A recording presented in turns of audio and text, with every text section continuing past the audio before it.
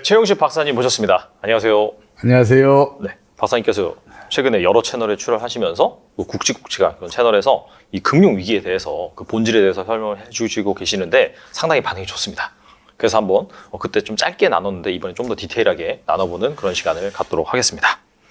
그 박사님 덕분에 경제 병리학에 대한 관심이 높아지고 있는데 좀 생소할 것 같아요. 그래서 경제 병리학이 무엇인지 설명해 주시면 좋을 것 같아요. 경제 위기나 경제 파국 같은 병리적인 현상이 왜 일어나는지, 그리고 그게 어떻게 전개되는지, 그리고 그 결말은 어떻게 나타나는지, 이런 것에 대해서 일반 원리를 규명해서 구축하는 것을 경제 병리학이라고 그러거든요. 근데 지금 희한하게도 지금 현재 경제학에는 경제 병리학이 없어요. 이게 경제학이라는 것은 경제체를 하나의 유기체로 간주하고 성립한 학문이거든요. 근데 경제체보다 월등히 기능이 뛰어난 우리 인체를 위해서는 병리학이 엄청 발달해 있잖아요. 깊이도 깊고 범위도 광범위하고 그러잖아요. 근데 경제학에 병리학이 없다는 건 이상하다. 이건 있을 수 없는 일이다. 그래서 제가 그걸 한번 연구를 해봤어요. 그랬더니 경제 파국이나 위기가 발생하는 원인, 그리고 그게 전개되는 과정, 그리고 그 결말로 이어지는 과정에서 그 하나의 일반적인 경제 원리가 작동을 하더라고요. 그래서 그 경제 원리를 규명해 놨어요, 제가. 이제 간단하게 말하면 이런 거예요. 이제 킨들버거가 이미 이 사실은 이제 밝혀놓은 사실인데, 모든 경제위기는 금융위기를 경유한다. 그리고 금융위기는 광기, 패닉, 붕괴의 과정을 거친다. 이건 예외적인 사례가 거의 없어요. 킨들버거가 수백 년간의 경제사를 연구해서 밝혀놓은 거예요. 반드시 그 과정을 거친다. 근데 이제 킨들버거는 왜 광기가 필연적으로 나타날 수밖에 없는가? 그리고 광기가 왜 필연적으로 패닉으로 이어질 수밖에 없는가? 그리고 이 패닉은 왜 붕괴로 반드시 이어지는가? 여기에 대한 경제 원리는 규명을 못 해놨어요. 근데 제가 가만히 보니까 이건 의외로 간단한 것 같아요. 그러니까 광기는 수요의 시간 이동. 그러니까 미래 수요가 현재 수요로 넘어와서 현재 수요와 합쳐지면 수요가 배가 되고 가격은 폭등을 하는, 그래서 광기가 발생하는 그런 원리가 작동을 하더라고요. 그래서 수요의 시간 이동만 알면 광기가 생기는 그 원인을 알 수 있고 그 시기도 대충 감을 잡을 수 있다, 이런 생각을 하게 됐거든요. 근데 이 광기는 반드시 패닉으로 가는데 그 과정에는 금방 말씀드렸던 수요의 시간 이동, 미래 수요가 현재로 이동해 왔으니까 이제 반드시 수요가 공동화된 때가 오잖아요.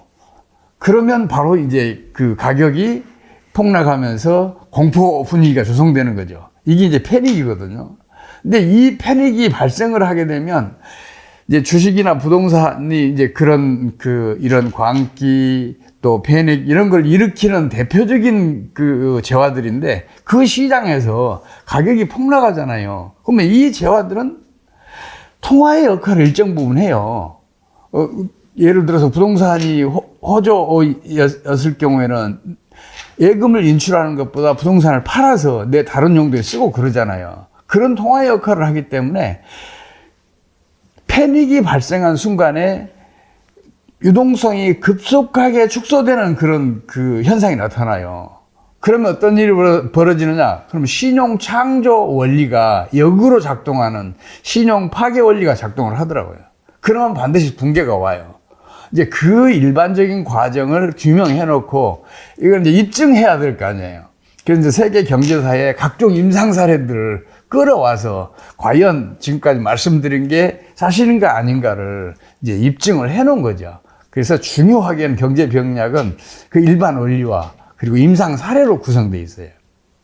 그렇다면 그 금융 위기가 발생하는 그런 원인을 규명하는 것이 경제 병들었으니까 사실 그 원인을 규명하는 것이 경제 병리학이다. 저는 일단 그렇게 이해를 했는데, 제가 들어보니까 중요한 포인트가 수요의 시간 이동. 그러니까 어떻게 본다면은 미래에 발생할 것으로 예상되는 그런 수요를 다 땡겨와가지고 마치 이건 어떻게 본다면 약간 좀 밸류에이션과 비슷하겠네요. 사실 뭐 앞으로 10년 후에 그런 가치를 다 땡겨와가지고 자산 시장에 반영을 해버리고 그런 것들을 이제 광기로 반영하다 보니까 나중에 이런 것들이 붕괴가 됐을 때 맞습니다. 신용 그 파괴 원리까지로 이어지는 그런 부분이 제가 기억나는 게 2020년 코로나가 터지고 나서 막 PDR이라고 해서 프라이스 드림 레이셔라고 해서 꿈의 그런 막 미래 10년, 20년 후에 그런 어마어마한 성장성을 반영을 해서 가치를 매긴다. 근데 그런 것들이 어떻게 본다면 미래 수요를 좀 많이 땡겨왔다 그렇게 볼 수 있겠네요. 맞습니다. 이제 좀 저도 이제 두 번째 모시니까 좀 알 것 같다는 그런 생각이 들긴 하는데요. 네, 정확하게 표현하셨어요. 감사합니다. 근데 이제 그런 관점에서 그 경제 위기에 관한 경제학자들의 얘기는 듣지 말라라고 하셨는데 그건 왜 그런지 좀 궁금하거든요. 금방 말씀드렸던 네네. 그 수요의 시간 이동, 그리고 그 수요의 공동화, 그리고 신용 파괴 원리 메커니즘이 지금 경제학계는 알려져 있지 않아요. 근데 이 메커니즘을 모르면서 경제 위기를 함부로 얘기하면 그 진단이나 예측이 틀릴 가능성이 높아요. 이제 그런 분들을 몇 분 봤는데 책상머리에서 경제학만 연구하시는 분들한테는 그런 그 경향이 있어요. 그래서 그분들 얘기를 듣지 말라는 얘기지. 그 촉이 있는 분들이 있어요. 이번에 그건 이제 일종의 선험적인 촉이라고 봐요. 경제학자로서 규명한 게 아니라 그런 감각이 있는 사람들이 있어요. 이제 그런 사람들은 학계만 있는 게 아니라 주식 투자의 귀재들은 다 그런 촉을 가지고 있어요. 그렇죠. 그러니까 이런 분들 얘기는 그냥 상하탑에만 있는 분들 얘기는 위험하지만 그 현장에 와서 경험을 이렇게 축적한 분들, 경제학자들 중에서도 마찬가지예요. 그분들 얘기는 귀담아 들을 필요가 있습니다. 알겠습니다. 이게 확실히 좀 그 실전과 이론은 좀 다르다. 이렇게 그러면요. 보면 좋을 것 같습니다. 이론을 구축했으면 반드시 현장 검증을 거쳐야 돼요. 이 이론이 맞는가 아닌가. 이제 이런 게 이제 그 상하탑에서는 약간 외면당하는 경우가 좀 있어요. 그래서 이제 그런 그 현장 검증이 없는 이론으로 얘기하는 것은 위험하다는 말씀을 드리기 위해서 한 거지, 그분들이 뭐 완전히 틀렸다 그런 얘기는 아니에요. 그렇다면 이제 중요한 게 뭐 뒤에서 좀 더 자세히 다뤄보긴 하겠지만은 이미 약간 좀 신용 파괴 원리가 좀 작동했다라고 볼 수 있을까요? 지금 현 상황에서. 이게 지금 이제 우리가 난로를 만지면 그 뜨거움을 금방 못 느끼잖아요. 어느 정도 시간이 필요하잖아요. 근데 경기의 흐름은 그 시차가 훨씬 길어요. 보통 그 3개월에서 6개월, 어떤 경우에는 1년 정도 늦게 그게 피부에 닿는 경우가 있어요. 근데 우리 경제는 이미 지난해 하반기부터 경기 수축 과정에 들어갔어요. 이거는 뭘로 알 수가 있냐면, 지난해 10월 달에 강원도 레고랜드가 사태가 터졌잖아요. 맞아요. 그 규모가 2천억 원밖에 안 돼요. 이거는 우리나라 본원통화의 0.07%, 그리고 우리 광의 유동성에는 0.003%. 이거밖에 안 돼요. 미미한 금액인데 이게 터지자마자 우리 건설업계 전반이 유동성 위기에 처했었잖아요. 맞아요. 그리고 다른 산업계도 그게 전염이 됐었고, 그 얘기는 무슨 얘기냐면 이미 그때 신용 파괴 원리가 작동을 해서 국내의 유동성을 아주 빠르게 수축시키고 있었다. 이렇게 봐야 됐었거든요. 그렇게 봤었다면 지난해 하반기 이후에 경기 후퇴도 우리가 얼마든지 진단해내고 예측할 수 있었어요. 실제로 우리나라 지난해 이 분기별 성장률을 보면 연율로 환산해서 보면요, 1, 4분기에 2.6, 2, 4분기 3.0이었는데 갑자기 3, 4분기에 이게 1.3%로 떨어져요. 무려 1.7%가 빠진 거죠. 그 절반 이상이 빠져버린 거예요. 그리고 4, 4분기에는 그 1.3도 그 낮은 성장률인데 마이너스 1.5%를 기록해요. 이 마이너스 1.5%를 사람들이 흔히 쉽게 생각하는데 그게 아니에요. 마이너스 성장한다는 얘기는 경제가 축소 재생산에 들어갔다는 걸 의미하거든요. 이게 생산이 줄면 소비가 줄고, 소비가 줄면 소득이 줄고, 소득이 줄면 또 다시 소비가 줄고 생산이 줄어서 이 악순환을 한단 말이에요. 그런 일이 벌어진단 말이에요.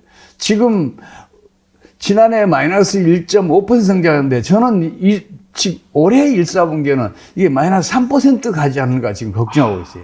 그렇게 급속하게 이렇게 경기 후퇴가 진행되고 있는데 이걸 사람들이 못 느끼는 거예요. 이 느끼려면 최소한 6개월 지나면 이제 본격적으로 피부에 느끼기 시작하고 공포감이 올지도 몰라요. 이 공포감이 오면 진짜 무서운 거거든요. 경제라는 것은 자기 실현성이 높아서 사람들이 공포감을 느끼는 순간에 소비부터 줄어요. 지금도 물론 소비가 줄고 있는데 그때는 급속하게 줄어요. 그러면 생산이 줄 수밖에 없고 생산이 줄면 소득이 줄고 그러면 소득이 또 줄고 그래서 악순환이 빠른 속도로 진행된단 말이에요. 그래서 지금 제가 올해 우리나라 성장률이 IMF는 뭐 1.7%로 이제 낮춰서 전망을 했는데 그건 택도 없다고 생각을 해요. 마이너스 3%는 갈 거라고 생각을 해요. 물론 정부가 적절한 정책을 신속하게 펼치면 그걸 차단할 수가 있어요. 축소 재생산을. 축소 재생산, 신용 파괴 원리 이런 것들은 정부가 신속하게 올바른 정책 처방을 하면은 차단이 얼마든지 가능해요. 그런 사례는 무수하게 많거든요. 역사적으로. 그래서 아주 위험한 상황을 슬기롭게 벗어나는 경우가 많아요. 방금 말씀하신 게 이미 이제 경기 침체 국면에 들어갔고 IMF에서 예상하는 것보다 더 안 좋은 성장률을 기록할 가능성이 있다라고 하면서 몇 가지 근거를 말씀해 주셨는데 그렇다면은 뭐 이미 약간 진행되긴 했지만 그럼에도 불구하고 어차피 경기라는 게 사이클이잖아요. 좋아졌다가 나빠졌다가. 그래서 약간 좀 일반적인 그런 사람이 경기 침체, 이렇게 약간 금융위에 빠지는 전조 현상 이런 것들을 좀 예측하는 방법이 있다면 무엇이 있을까요? 가장 실용적으로 쉽게 생각할 수 있는 게 뭐가 있냐면 경제 변수 중에서 어떤 것인가는 아주 이상하게 그리고 아주 크게 변동하는 것이 있으면 그게 경기 변동을 일으킨다고 보면 거의 틀림없어요. 경제의 모든 변수는 밀접하게 서로 상호작용을 하거든요. 그래서 이상하고 크게 변동한 거 있으면 그거는 당연히 그게 경기 변동에 결정적인 역할을 할 것이다. 이렇게 보면 돼요. 근데 지금 우리 경제에서 가장 큰 변동을 보이고 이상한 변동을 보이는 게 환율이에요, 환율. 그러네요. 네. 우리 환율은 지금 1,300원 넘어섰는데 1,300원 넘어서면 안 되는 거였어요. 왜냐하면 2021년도 우리 이 경상수지 적자는 800억 달러를 넘었었거든요. 이게 800억 달러 이상의 외환이 국내에 추가로 공급됐다는 얘기니까 공급이 더 많으면 가격은 떨어져야 되잖아요. 그러니까 외환 가치가 떨어졌어야지. 그리고 우리 환율은 그럼 따라서 이제 떨어져야 되거든요. 우리 원화 가치는 올라가야 되는 거고. 그랬어야 했는데 지난해 3월부터서 환율이 급등을 해요. 그럼 그 원인이 뭐냐? 당연히 정부가 잘못된 판단을 하고 있기 때문이에요. 경기가 나쁜데 환율을 끌어올리면 수출이 늘고 수출이 늘면 경기가 상승으로 돌아설 거다. 이렇게 판단하고 환율을 끌어올려 준 거예요. 이 환율을 끌어올려 주면 어떤 일이 벌어지나? 예를 들어서 이번 달에 환율이 1,300원인데 두 달 후에 1,500원으로 올라갈 것처럼 보여봐요. 어떤 일이 벌어지겠어요? 1,500원 할 때 외환을 사야 할 사람들이 이거 1,300원 할 때 미리 산단 말이에요. 이게 이제 미래 수요가 현재로 이동해 온 거예요. 그러면 환율은 더 급등을 해요. 그래서 환율이 이렇게 급등을 하면 정부가 또 이제 급등을 막으려고 정책 개입을 해요. 외환 보유고를 시장에 풀어요. 안 막아줘요, 이때는. 그래서 지난해 같은 경우에는 정부가 끌어올렸다가 한때 1,460원까지 이제 종가 기준은 1,446원인가까지 올라갔는데 장중에는 1,460원까지 올라간 적이 있어요. 정부가 깜짝 놀라서 지난해 우리 외환 보유고 한 500억 달러 풀었어요. 그 정도 대규모로 풀어야 환율 억제가 돼요. 근데 지금 그런 상황이 또 벌어지고 있어요. 정부가 지난해 마이너스 성장을 하니까 4분기에 마이너스 성장을 하니까 이 플러스 성장으로 되돌려놔야 된다 그래서 환율을 좀 끌어올리고 있으니까 수요가 시간 이동을 해오니까 지금 급속히 상승하고 있어 1,300원까지 올라갔는데 이건 있을 수 없는 얘기란 말이에요. 지난해에도 우리 환율을 상승하면 수출은 줄어요. 국제 수준 악화돼요. 왜 그러냐면 우리는 이제 국내에서는 원화로 생산해서 수출을 하지만 이게 달러로 환산을 하면 환율이 올리면 이게 줄어들 거 아니에요. 그래서 달러 베이스 수출은 준단 말이에요. 그뿐만 아니라 우리 환율이 오르면 해외 바이어가 야, 니들 환율 올랐잖아. 니들만 이익 볼 수 없잖아. 수출 가격 좀 깎아줘. 그러면 대부분 응해요. 그런 요구가 없고 수출 가격을 깎아주지 않는다고 하더라도 그 풀코스트 원리가 작동을 해요. 이 풀코스트 원리라는 건 뭐냐면 기업들은 총 비용에 적정 이윤을 플러스해서 판매 가격을 결정한다는 원리예요. 이거는 이제 영국의 히치와 그 홀이라는 그 경제학자들이 규명해 놓은 건데 현장 그 검증을 통해서 자기네들이 그 주장을 해놨어요. 이 풀코스트 원리가 작동을 하면 당연히 수출은 줄게 돼 있어요.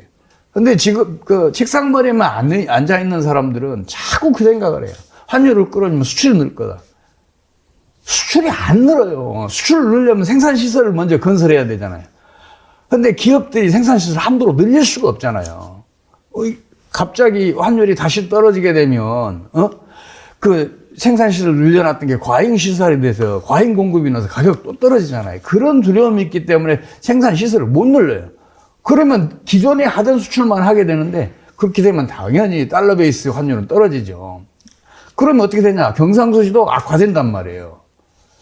그런 일이 벌어지는데도 불구하고 정부가 지금 환율을 끌어올리고 있으니까, 야, 이게 환율이 올랐으니까, 그 다음에 어떤 일이 벌어질까? 우리 판단해보면 쉽잖아요. 환율이 올랐다? 우리가 수입하는 주요 원자재들, 석유를 비롯해 식량자원, 뭐, 기타 공업용 그 소재나 또 시설들, 이런 것들 다 전반적으로 오르잖아요. 물가 불안을 더 부추긴단 말이에요. 물가가 더 많이 상승하면 어떤 일이 벌어져요? 같은 소득으로 덜 소비할 수밖에 없잖아요. 경기는 하강할 수밖에 없어요. 이런 상황에서는 앞으로 경기가 하강할 거야. 이렇게 판단할 수 있는 거예요. 그래서 이거는 실용적인 거지만 경제 원리에 입각한 건 아니지만은 현실에서 일어나는 일들을 유심히 쳐다보면 어떤 변수인가 큰 변화를 보면 이게 앞으로 우리 경제 향방에 큰 영향을 끼칠 거야. 이렇게 판단은 틀림없어요. 경제학적인 지식이 필요 없어요, 이거는. 예, 그런 것만 일반 사람들도 알면 경기 진단 해낼 수 있어요. 물론 이제 틀릴 확률도 많이 높지만. 뭐 100%... 조심해야 할 일이지만 좌우간 큰 변동을 보인 경제 변수 중심으로 경제를 보면 그래도 다른 사람보다는 훨씬 빨리 그리고 훨씬 정확하게 내다볼 수 있어요.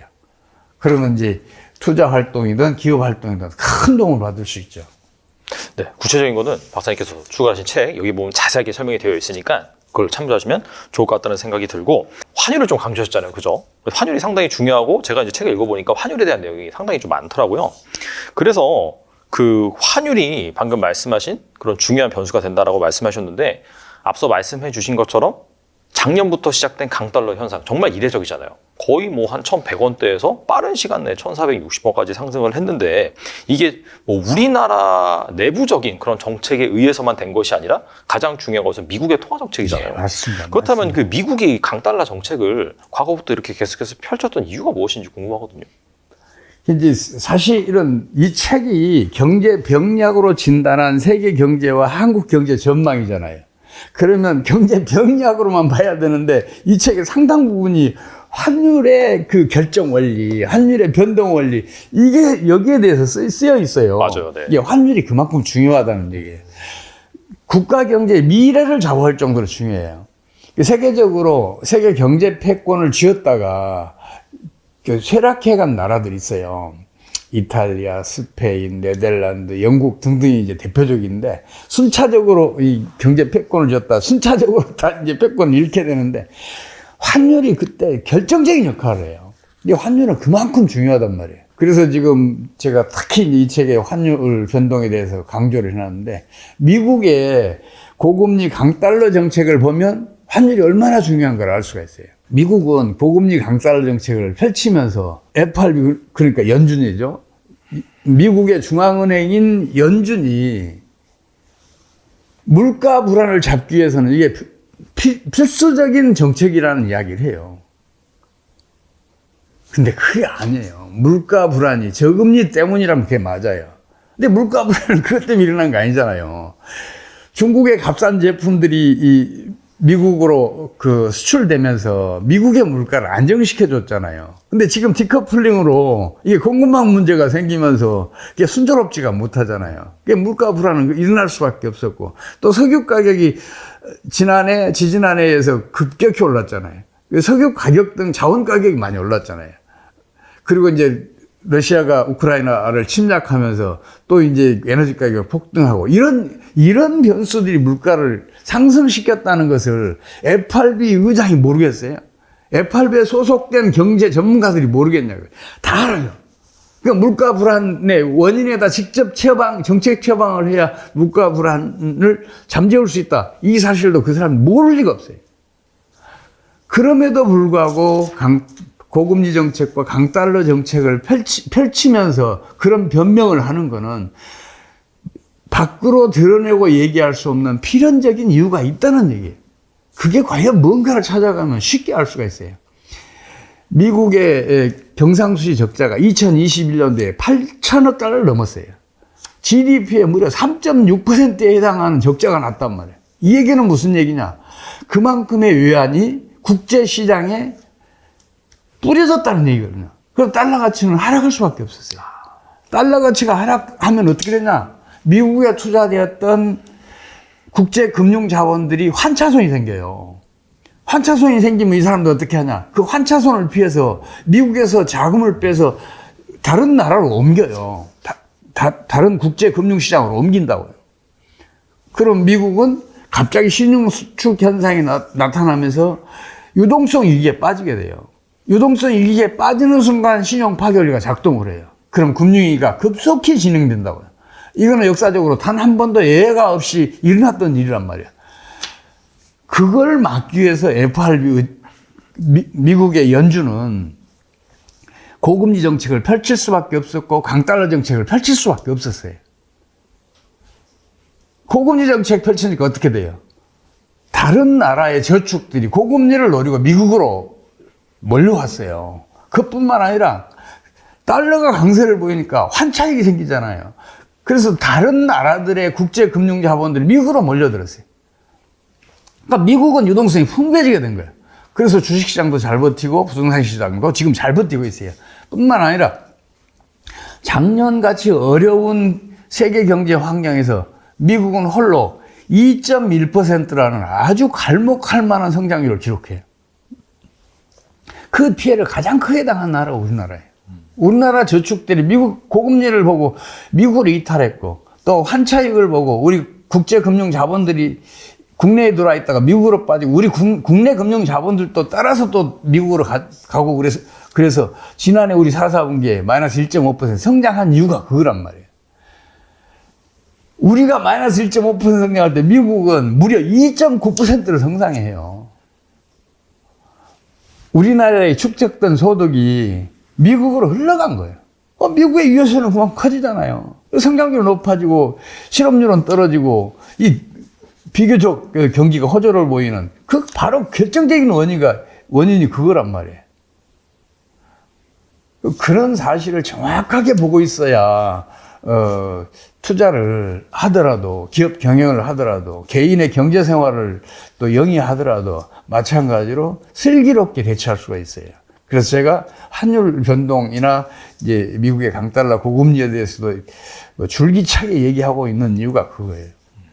그렇다면 이제 미국이 그러한 이유 때문에 강달러 정책을 펼쳤고 결과적으로 현재까지 나온 수치를 본다면은 뭐 성공적이다 이제 그렇게 볼 수 있을 것 같은데 그렇게 함으로 인해서 분명히 또 부작용이 있을 수도 있고 그래서 이런 부분에 대한 부작용 결과적으로 이 금융 위기를 불러일으킬 것인지 궁금하거든요. 맞습니다. 잘 보셨어요. 왜 그러냐면 미국은 다른 나라들의 그 금융 자본들을 끌어가서 자기네들 경기 호조를 유지하잖아요. 그 다른 나라들은 어떻게 되겠어요? 우리나라 봐요. 마이너스 성장 갔잖아요. 그래서 이거는 전형적으로 내 이웃을 거지로 만드는 정책이에요. 이거는 경제학계에서 유명한 얘기예요. 베거 마이 네이버 폴리스라고 해서 이게 대공황 때도 한번 있었거든 이게. 근데 문제는 뭐냐면 베거 마이 네이버 폴리스 내 이웃을 거지로 만드는 정책은 반드시 부메랑으로 그 나라로 돌아가요. 2차 세계대전 때 그랬어요. 미국이 국내 산업과 국내 고용을 보호하자 해서 홀리 스무트 관세법을 통과시키고 관세를 높이고 수입을 규제하고 그래서 세계 경제 규모가 3분의 1로 줄어요. 그럼 어떻게 됐냐? 미국 수출도 안 되잖아요. 그래서 미국의 대공황이 무려 10년에 걸쳐서 장기화됐고 그리고 그 경기 하강도 4분의 1이 줄어든 적이 있어요. 실업률이 27%, 8%까지 올라간 적이 있어요. 그렇게 극심했던 경기 침체의 원인이 바로 이 베거 마이 네이버 폴리시거든요. 내 이웃을 거지로 만들면 반드시 내한테 부메랑으로 돌아온다니까요. 지금 미국은 단기적으로는 경기 호조예요. 이게 언제까지 가겠어요? 이건 6개월 이상 못 가요. 모르죠. 미국이 강달러를 더 강화하고 금리를 더 올리면 이게 한 1년까지 갈 수도 있어요. 근데 강달러 효과, 고금리 효과는 이미 나타나 버렸잖아요. 추가적인 어떤 변수가 작동을 해야 경기 호조가 지속될 거 아니에요. 그게 없으면 미국 경제는 다시 꼬꾸라진단 말이에요. 그러면 이제 강달러가 약달러로 갈 가능성이 많아요. 고금리가 유지되더라도 약달러가 되면 국제 금융 자본들이 미국에서 이탈을 해요. 미국의 금융위기가 급속하게 진행할 가능성이 굉장히 높아지고 있어요. 이게 6개월 후일지 1년 후일지는 모르지만 저는 그렇게 간다고 봐요. 그래서 세계 경제가 어렵다, 큰일 났다는 얘기를 하는 거죠. 미국의 100년 전에 방금 이제 대공황의 사례를 들어서 지금도 유사한 상황이라고 말씀하셨는데 그때와 약간 비슷한 전개 방식으로 좀 금융 위기가 올 것이다 그렇게 보시는 건가요? 아니 당연하죠. 그렇게 갈 수밖에 없어요. 물론 경제사에 보면 아주 심각하게 진행되던 세계적인 금융위기를 차단해서 경기 후퇴 혹은 경기 침체를 아주 짧은 시간에 극복한 사례가 있어요. 2008년 리먼 브러더스 파산 이후에 벌어졌던 금융위기를 이제 세계 경제가 저는 생각도 못했어요. 그렇게 짧은 기간에 그렇게 성공적으로 극복해내리라고 보지를 못했어요. 경제 병력을 제가 공부한 사람이 그 얘기를 할 정도면 얼마나 성공적이었어요. 근데 당시에 미국은 리먼 브러더스 사태가 터지고 그리고 경기가 급속하게 하강하면서 금융위기가 진행되니까 G20 정부 수반, 재무부 장관 그리고 중앙은행 총재들 모두 다 끌어모았어요. 그러면서 그런 얘기를 해요. 미국이 모범을 보일 테니까 여러분들도 함께 이 위기를 극복하자. 이 위기를 극복하지 않으면 미국도 어렵겠지만 여러분들도 어려워진다. 이렇게 얘기하면서 국제 공조 체제를 강조를 해요. 우리 국조 공조 체제를 구축해서 공동으로 대응을 하면 이거 쉽게 극복할 수 있다고 얘기를 하고 실제로 미국은 모범을 보여요. 2008년도 말에 미국은 번원통화를 2배를 흘려요. 금리도 대폭 계속해서 인하해가요. 그러면서 미국이 금융위기에서 벗어나요. 다른 나라들도 미국을 따라서 기준금리 인하한 것은 물론이고 번원통화를 대폭 늘려요. 유럽 중앙은행 같은 경우는 23%가 늘렸어요. 그렇게 해서 불과 한 분기 만에 그 금융위기를 벗어나요. 나는 그때 우리나라 경제가 마이너스 한 2%, 3% 정도 성장할 줄 알았는데 플러스 성장을 하더라고요. 0.8% 성장을 하더라고요. 물론 다른 나라들도 다 그렇게 경기가 급속히 회복되고 그러더라고요. 그래서 깜짝 놀랐어요. 야, 역시 아무리 심각한 금융위기가 오더라도 처방이 적절하고 신속하게 이루어지면 그거 극복할 수 있다. 그래서 지금에 진행되고 있는 금융위기도 제발 좀 국제 공조체제 하에서 좀 극복했으면 좋겠다는 바람이 있는데 그게 잘 안 될 것 같아서 걱정이 아주 큽니다. 결과적으로 그 경기가 악화되거나 금융위기가 터지는 그런 모습 같은 경우에는 대공황 때 모습과 유사하지만은 결과적으로 터졌을 때 각국의 정부들이 얼마나 공조를 잘 해서 빨리 극복하는지는 또 얼마나 잘하느냐에 달렸으니 또 그때 가서 사실 뭐 10년 간다, 뭐 5년 간다 그렇게 볼 건 아니겠네요. 그때 가서 또 판단을 해보면 되겠네요. 그럼요. 그러니까 저는 미국이 참 부러운 게 있어요. 뭐냐면 경제정책 수장에는 경제학자들 좀처럼 기용을 안 해요. 재무부 장관, 대부분 금융계나 대기업을 경영해본 경험 있는 사람들을 임명을 해요. 물론 현재의 재무부 장관은 경제학자 출신인데, 이제, 미국의 연방은행 경력이 아주 오래된 실전 경험이 있는 사람이에요. 그리고 연준 의장도 마찬가지예요. 이 사람도 경제학자 출신이지만, 이 연방은행 경력이 아주 화려한 분이에요. 그래서 현장 경험 있는 사람들을 꼭 경제수장으로 이렇게 임명을 해요. 버냉키만 외예요. 근데 버냉키는 세계 대공황 연구에 그 독보적인 그 업적이 있어요. 아주 그 뛰어난 업적이 있어서 그 사람은 2008년 그 금융위기를 벗어나는데 최적이다 그래서 임명한 사람이에요. 연구를 뭐 제대로 한 사람이니까 그 극복하는 데 좋겠다 해서 임명한 것 이외에는 그 순수한 경제학자들, 학계에 있는 학자들을 임명한 경우가 없어요. 이 얘기는 무슨 얘기냐면 현장 경험이 그만큼 중요하다는 거죠. 현실에서 벌어진 일이 중요하다는 얘기죠. 그래서 저는 지금도 그런 생각을 해요.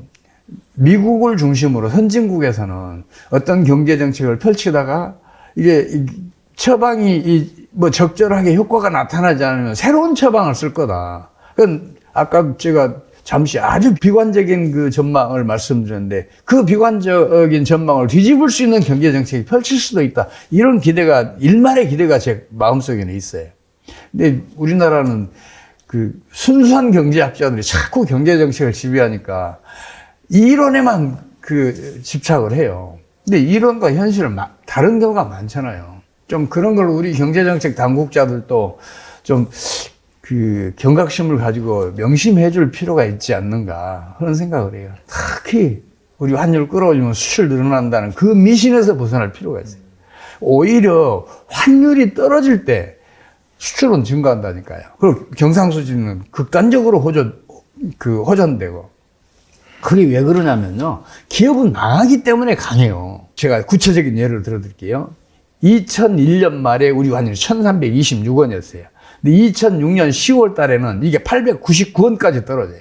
장중에.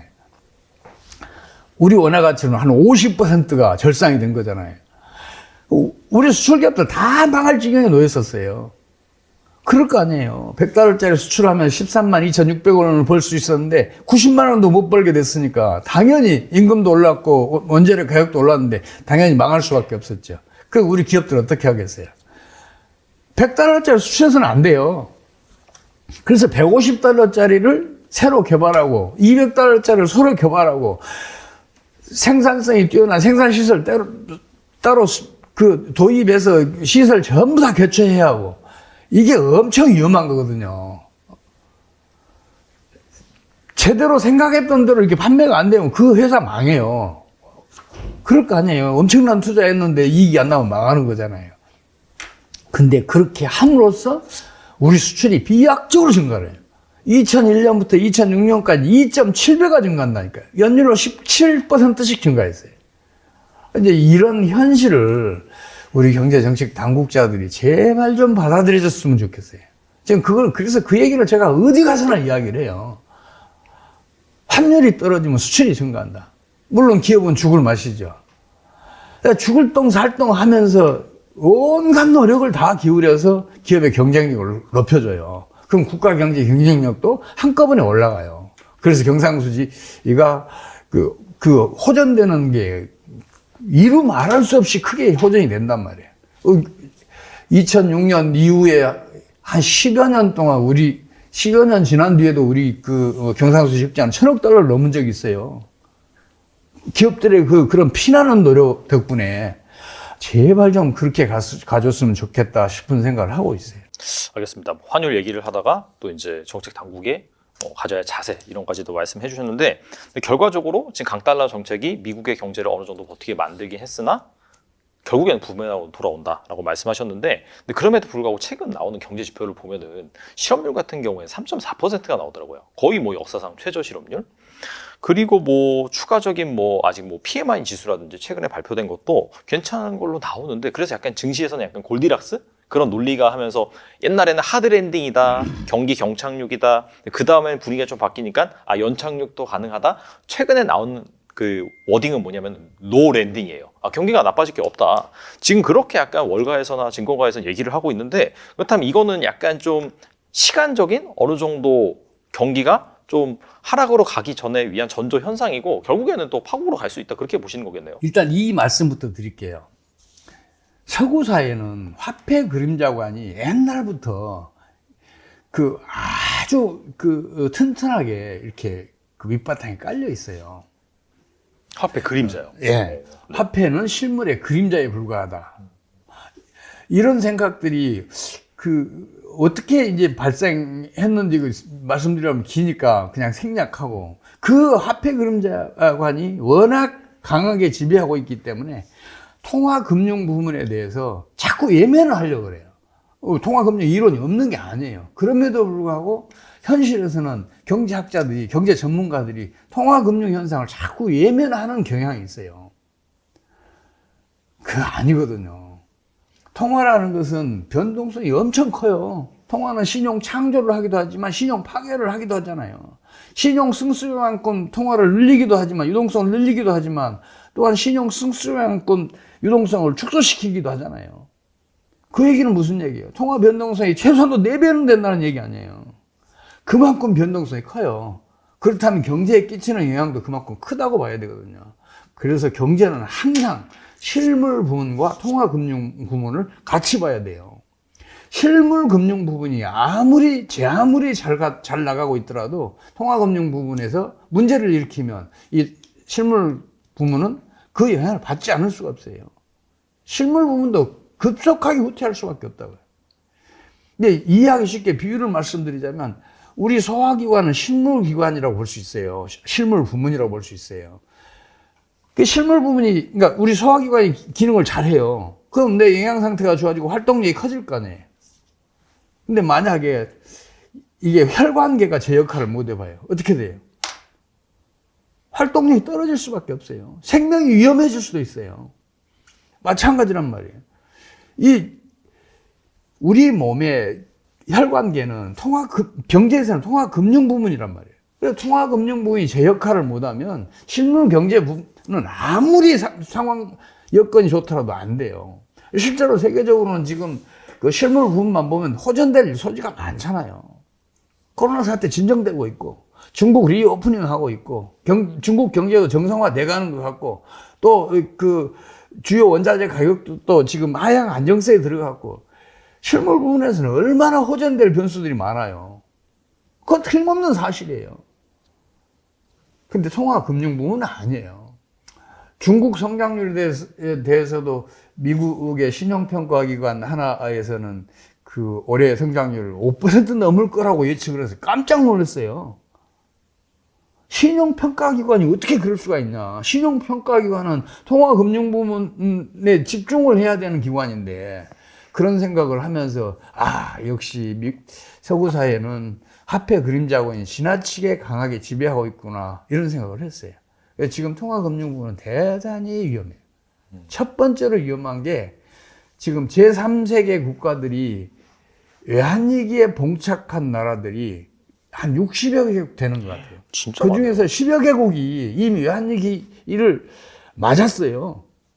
외환보유고가 거의 고갈 직전이에요. 환율 급등했어요. 그 바람에 물가가 50%, 70% 넘게 올라간 나라들이 있어요. 아르헨티나, 레바논, 스리랑카, 파키스탄, 그 튀르키예, 그 밖에도 이집트, 이제 제가 큰 규모 나라들만 얘기해요. 헝가리, 우리 중앙아시아의 그 몇몇 나라들, 산유국 아닌 나라들, 동남아시아에서도 캄보디아, 라오스, 중남미에서는 우루과이 빼놓고 전반적으로 다른 여러 나라들, 이런 나라들이 지금 외환위기에 직면해 있단 말이에요. 아프리카 국가에서는 52개국 중에서 30개국 이상이 지금 외환위기에 직면해 있어요.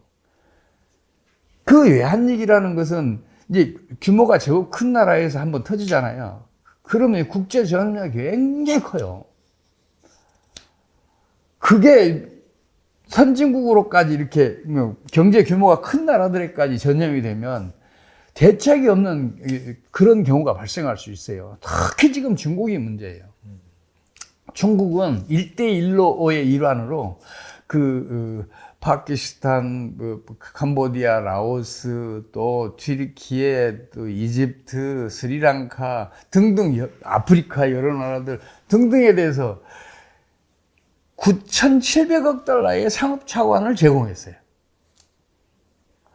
어떤 사람 1조 3천억이 넘는다고도 해요. 근데 중국 공식 통계로는 9,700억 달러의 상업 차관을 제공했어요.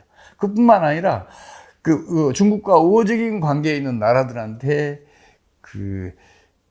통화 스워프를 체결해 줬는데, 그러니까 다른 나라 통화와 중국 위안화를 1대1로 교환할 수 있게, 그러니까 고정된 가격으로 교환할 수 있게 해준 게 통화스와프인데 이 통화스와프를 7천억 달러를 제공했어요.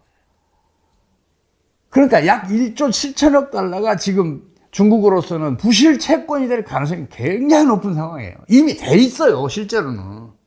그럼 어떻게 되겠어요? 그 1조 7천억 달러에 묶여 있는 중국 내 은행들이 어떻게 되겠냐고요. 경영이 부실해지고 자기 자본 확충해야지, 또 그 손실 충당금 쌓아야지, 이런 일이 벌어진단 말이에요. 그럼 추가적인 대출 어렵게 되지, 또 추가적인 투자 어렵게 되지, 금융기관이 제 역할을 못하게 된단 말이에요.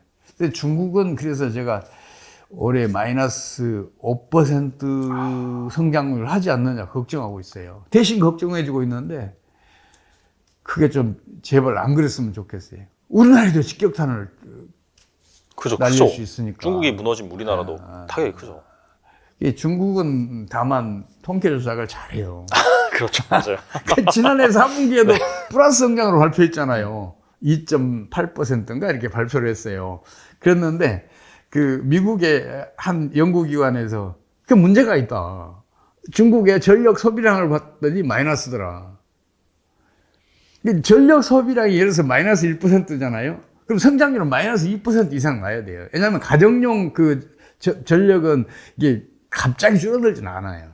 산업용 전력이 오히려 경기가 후퇴하면 빠르게 감소하니까 전력 소비량이 많이 줄어드는 걸 봐서 중국의 공업 생산, 중국 경제를 지탱하고 있잖아요. 세계의 공장 역할을 하고 있으니까. 근데 전력이 줄었는데 성장률이 플러스일 수가 없다고 지적을 했어요. 통계 조작했다는 얘기예요. 근데 이 통계 조작은 중국의 현직 총리인 리커창이 공개석상에서 중국 통계는 믿을 수가 없다는 얘기를 하잖아요. 흔히 통계를 조작을 해요. 근데 또 이게 행인지 불행인지 이 통계를 조작하잖아요. 그러면 그 통계 조작한 대로 따라가요, 또 국가 경제가. 경제는 자기 실현성이 높아서 그래요. 국민들이 야, 경기가 좋아질 거야. 경기가 실제로 좋아져요. 야, 경기가 나빠질 거야 하고 이제 비관적인 분위기가 시비하면 또 경제는 후퇴를 해요. 그런 일이 실제로 벌어지니까 그래서 통계 조작이 이루어지고 있는지는 모르지만은 그 통계를 못 믿으면 그 경제를 진단할 수가 없어요. 분석할 수도 없어요. 이게 예측은 더더욱 힘들고 그렇지만 그 통계 조작만 배제한다면 중국은 올해 마이너스 5% 정도 성장할 거라고 저는 보고 있어요. 왜냐하면 중국은 그 극단적인 통제 경제 체제잖아요.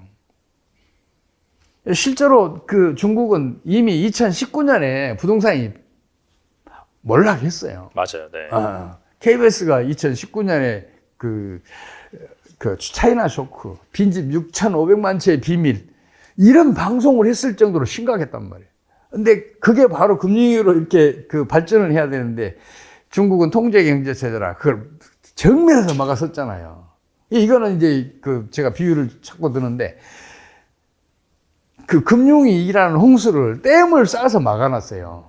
근데 지금 그 물이 흘러 넘치고 있단 말이에요. 댐에 물이 넘치면 그 댐은 무너져요. 지금 중국은 그 댐이 무너지기 직전이라고 보고 있어요. 그 무너지게 하는 어떤 트리거가 발생하면 중국은 금융위기가 급속히 진행하면서 경기가 우리나라보다 훨씬 더 빠르게 하강할 것이다. 이렇게 저는 보고 있어요.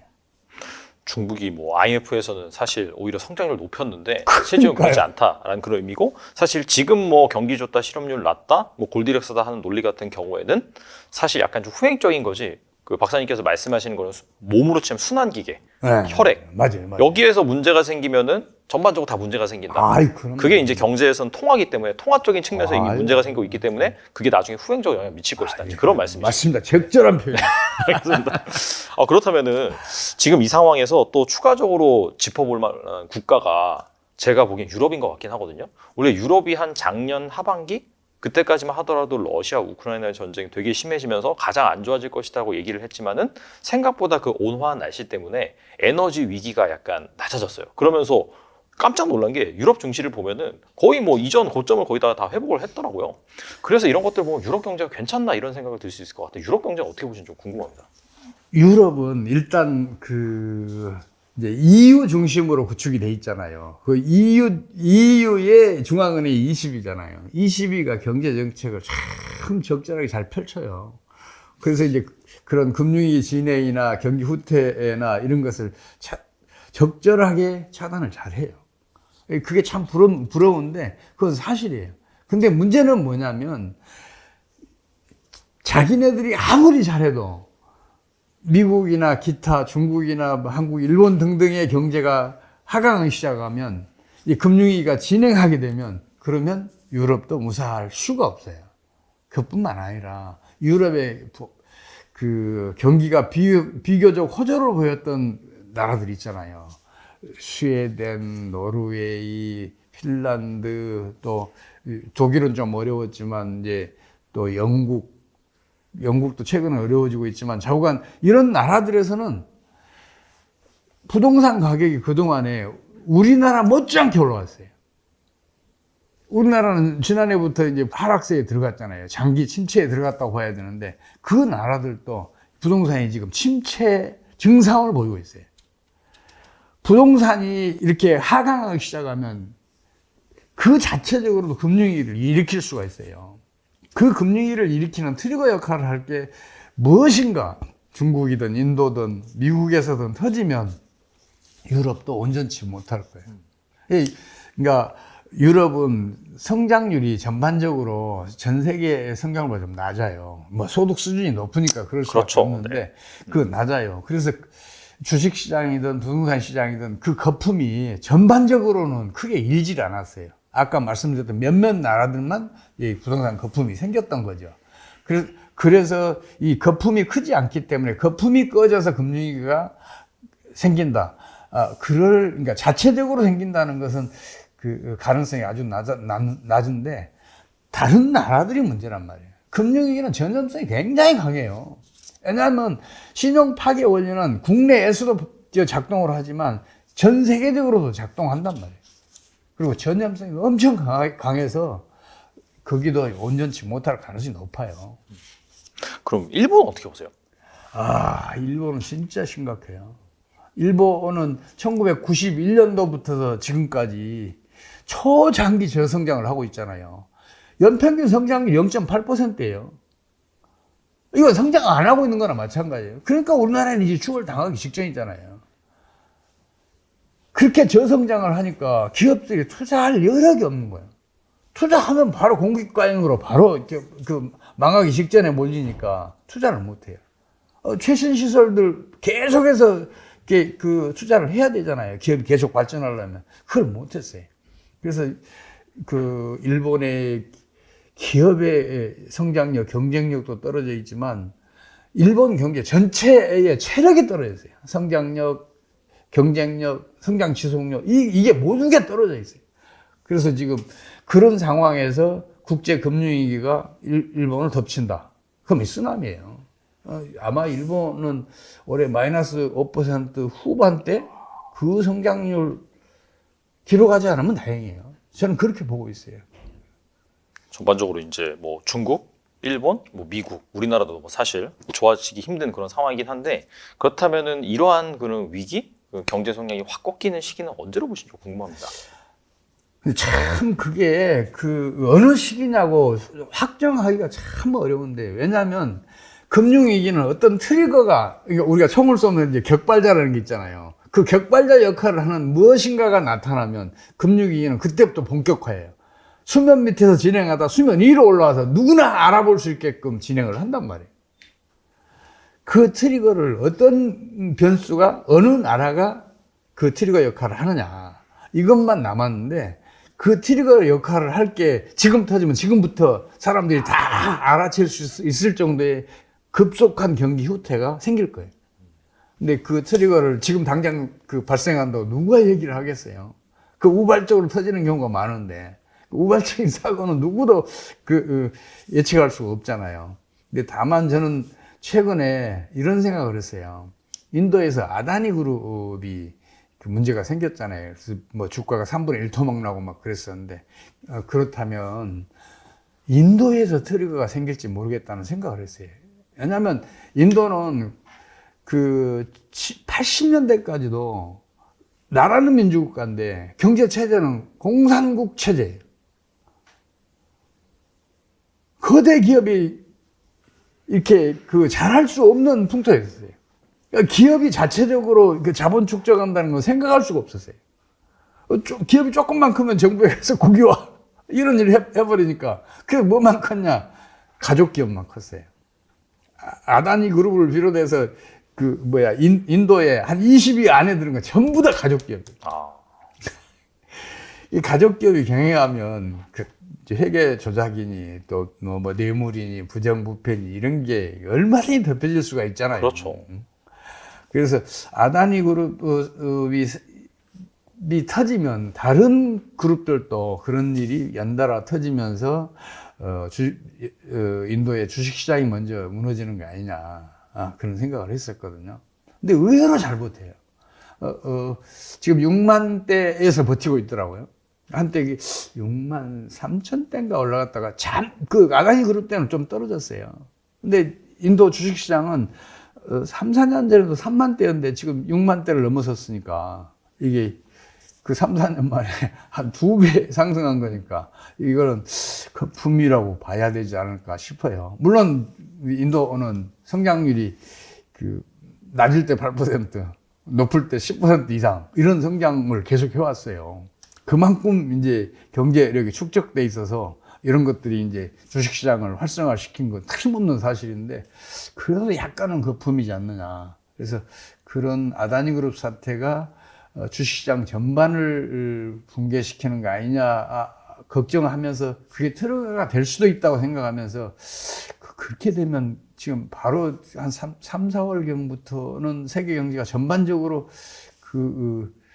금융위기가 수면 밖으로 튀어나와서 진행되지 않느냐 생각했었는데 인도가 워낙 잘 버티고 있으니까 인도 주식시장이 내 판단이 틀렸는데 지금 그런 생각을 하고 있는데 그래도 앞으로 3개월 정도 지나면 그러니까 올해 하반기부터는 본격적으로 금융위기가 본격화하지 않을까 그런 생각을 하고 있습니다.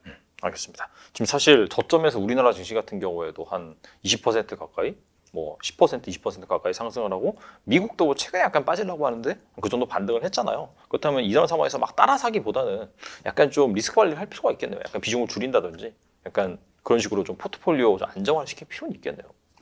일단 이걸 생각하셔야 돼요. 우리나라 주식시장은 거품이 일어난 적이 없어요. 그래서 지금 이제 경기 후퇴 영향으로 지금 2,500 밑에서 지금 그 돌파를 시도하고 있잖아요. 이거 그렇게 많이 떨어진 건 아니에요. 근데 이제 물론 주식 투자자들은 폭락이라는 용어를 쓰는데 저는 이런 생각을 해요. 용어도 어떤 뚜렷한 기준을 두고 그 용어를 분리해서 써야 된다 이런 생각을 하는데 이를테면 이런 거거든요. 미국 같은 경우에는 경기 침체 이 용어를 쓸 때는 2년 이상에 걸쳐서 마이너스 성장할 때 경기 침체라는 얘기를 써요.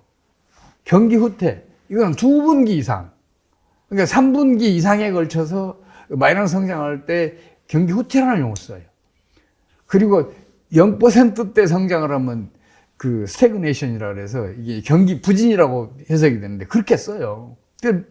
미국에서는 디프레션, 리세션, 스태그네이션을 명확하게 구분했어요. 그래서 우리가 폭락이니 붕괴니 이런 용어를 쓸 때는 그런 기준을 좀 정해서 썼으면 좋겠다는 생각을 하는데 저는 그래서 지금 우리 주식시장이 2,500선까지 떨어진 것을 폭락이라고는 보지 않고 지금 잘 버티고 있다는 생각을 하고 있는데 국제금융시장이 이제 금융위기로 빠져들면 이거 더 내려갈 수는 있어요. 더 내려갈 수밖에 없겠죠, 사실. 그렇다면. 네.